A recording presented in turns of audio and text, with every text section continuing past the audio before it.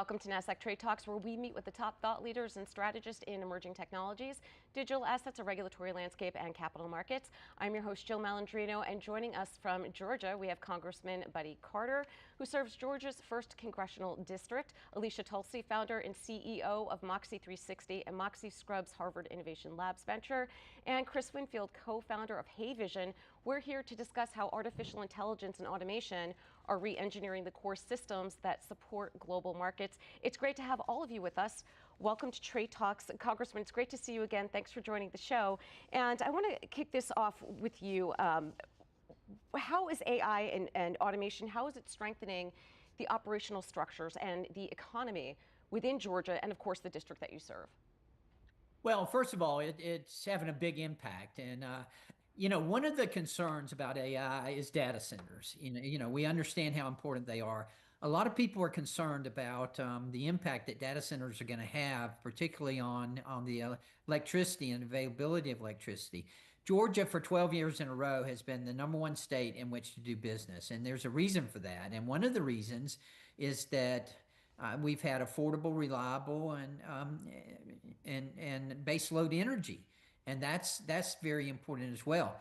But it also impacts, so many different things, like the educational process. We know that the workforce is going to be important. We've got to have a workforce that can supply the jobs that we're going to need, and it's going to be different from what we've experienced in the past. In fact, I just left a meeting that they made an interesting comment. They said, the jobs in the future are going to be more steel-toed boot jobs than there are going to be loafers.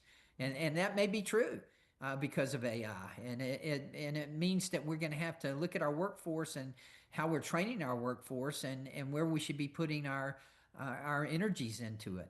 Yeah, and that's a great point that you make, because we had Tom Boyd, he's the Chief Communication Officer of the Georgia Ports Authority, which is in the district that you serve, and we had him on earlier in the year, and that was one of the key arguments that he had made, just because of the logistics and the complexity of it.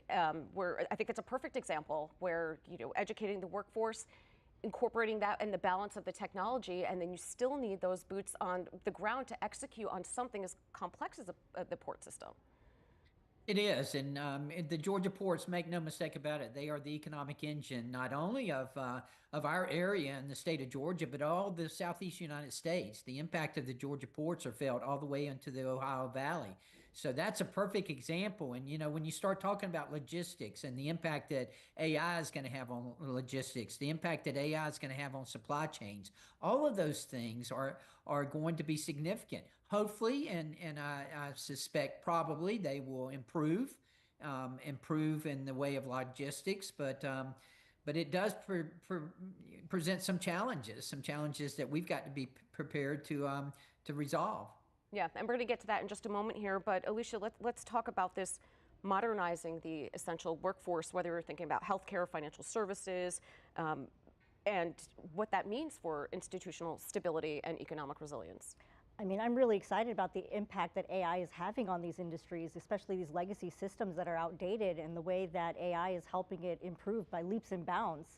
The efficiency that we're seeing today is unprecedented. Yeah, it certainly is. And Chris, let's take a step back for a moment here. What are companies actually deploying today, right? So let's start there. And where do you think the next wave of adoption is headed? Yeah, so I help companies to actually deploy and get on the inside. And right now it's more of looking at AI as infrastructure rather than AI as like some big fancy, like the IPOs that we're going to see, or the raising tons of money or anything like that.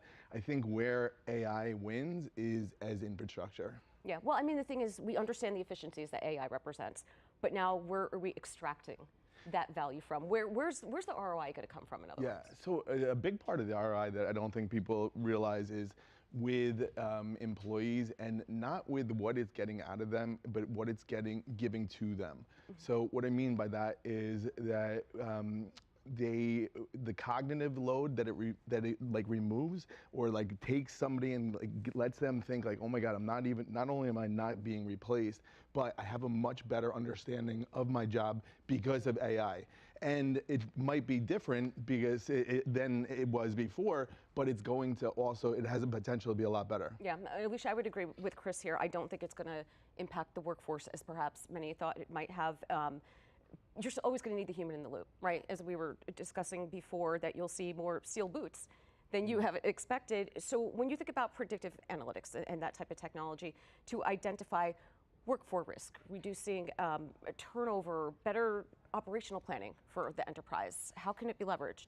Yeah, that's exactly where we're using AI today with Moxie 360 to give that predictive analytics and real-time insights to healthcare executives to better support the nursing workforce, so that they can recognize burnout before it happens. Instead of being reactive, now they can be proactive and support their bottom line. Yeah, and speaking of proactive, Congressman, what's the government's role, right? We talk about public-private partnerships. We've spoken about the role of R&D and academia as an example, but we need stable governance frameworks to support responsible innovation. And when I mean, regulation, not anti-innovation, but pro-responsible innovation.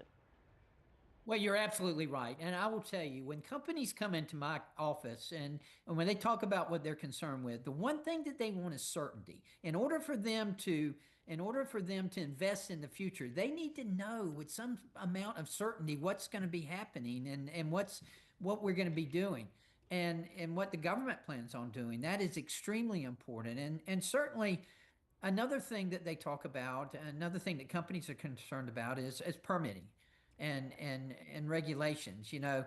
Every company, no matter what sector of our economy you're talking about, whether it be healthcare, whether it be technology, whether it be energy, it's always the same thing.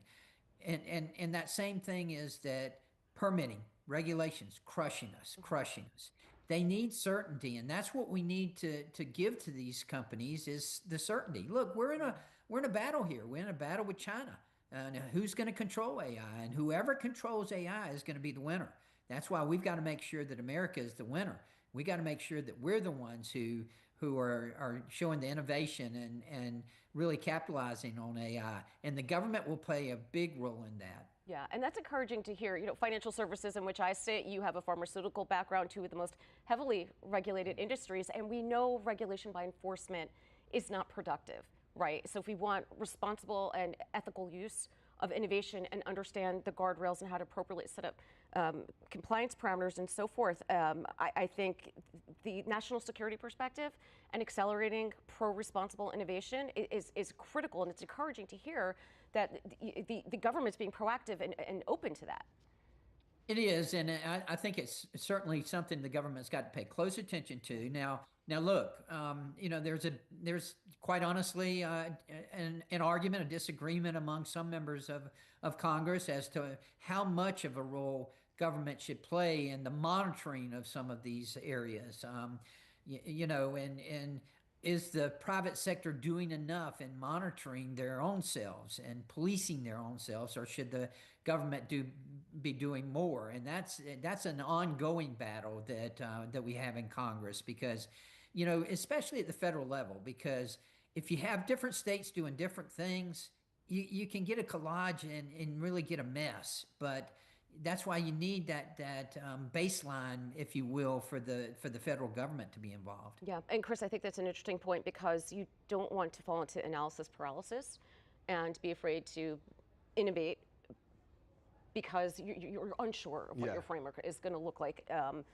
So again, I think that's why it goes back to PPPs and academia to execute and truly partner on this. Yeah, and if you think of especially like a small business, they're being told every day that if they don't execute on this, they might not exist in a couple of years. Right. And then to exactly like what you're saying, then they don't also want to jump in without having the proper assurances or that type of thing. So yeah, because it gets costly the more down the line that you have to fix older mistakes, or you are unsure of what your incident response plan protocols are supposed to look like, and so forth. But the good thing is, though, with legacy systems, AI can help to offer and more efficient data-driven alternatives, help to anticipate, mitigate, and respond.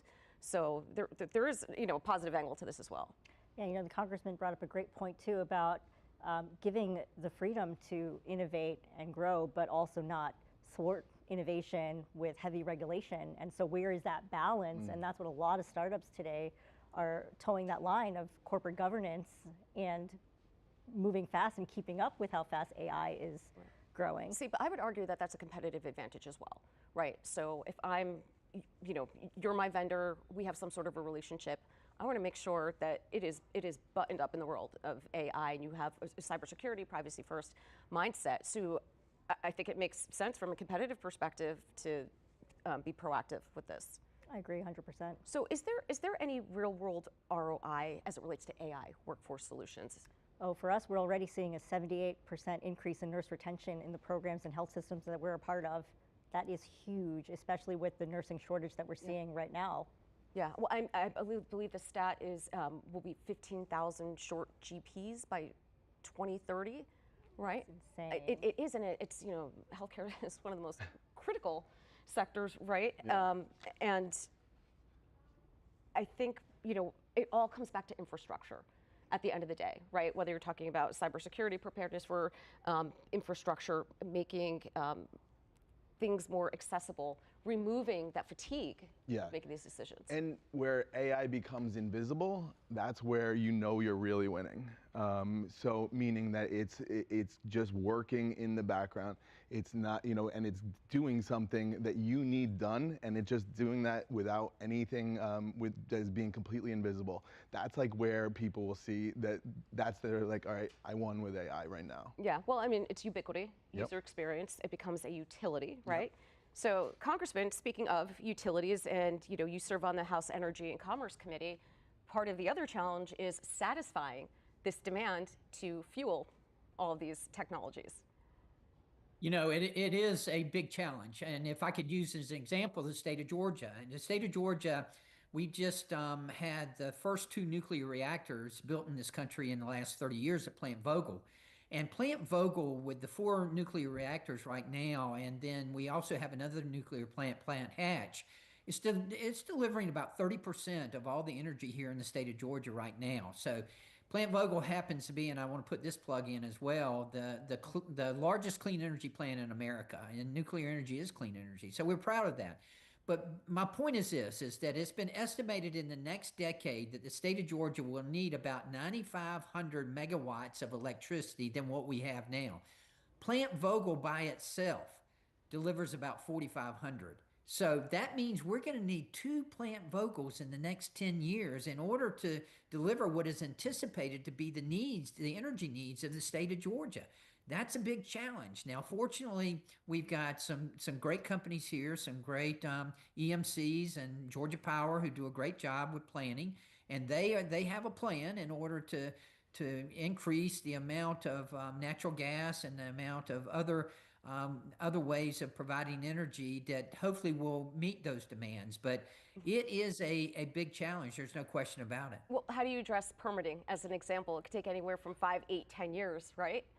Absolutely. That's why in the Energy and Commerce Committee, we just passed a couple of bills last month, as a matter of fact, that address permitting and trying to streamline the permitting process. One of the things that that is always brought up in our meetings is that where does it say that in order to protect the environment, you got to have 5 or 7 years of permitting? Why can't you do just as good a job of protecting the permitting, protecting the environment, when you have a less permitting to do? And you can do it. And we all care about our environment. I get so frustrated whenever these groups come in and say, oh, you don't care about the environment. Of course I do. The coast of Georgia is my home. It's where I've lived all my life, where I intend to live the rest of my life. And I love it. And I wanted to protect it. I wanted to be protected for my children, for my grandchildren.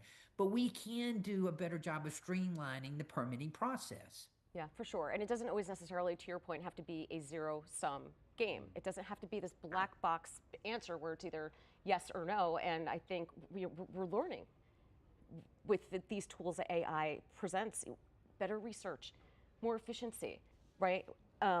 So I think it lends to everything that we're talking about here. And every single thing that we have mentioned involves human productivity. These are well-paid salary jobs that, I mean, whether it's Georgia or my home state of New Jersey, I'd be fighting like hell to get these jobs on board. Yeah. Yeah. And again, back to the role of pharmaceuticals, we have no choice.